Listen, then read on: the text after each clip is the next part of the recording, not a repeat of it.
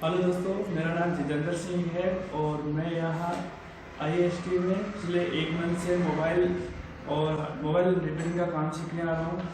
और यह मेरा 1 मंथ पूरा हो चुका है। इसमें मेरा हार्डवेयर का जो काम है वो कंप्लीट हो चुका है। अब सॉफ्टवेयर का है जो अभी रनिंग में चल रहा है।